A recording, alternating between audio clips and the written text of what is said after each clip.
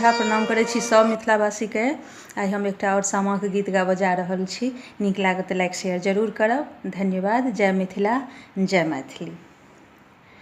नागे तीसी मौसरिया फूल फूलैये गेलै गे नागे सामा खेलैते बहिनो हेराइये गेलै गे नागे आंगना बहरते आमा हकन कानै गे नागे हमारो दुलरुआ बेटी हेराइये गेलै गे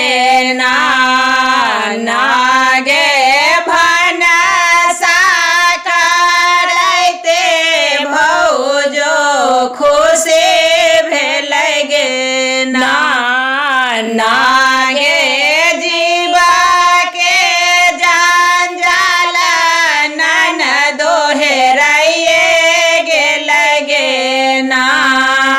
नागे घोड़ा पीछे सवार भेलखिन बड़का भैया गे नागे एक बान खोजलन दोसर बन गे नागे तेसर बान बहिनों से भेटिये गेलै गे नागे आंगना बहरते आमा खुशी भेलै गे नागे हमारो दुलरुआ बेटी भेटे गेलै गे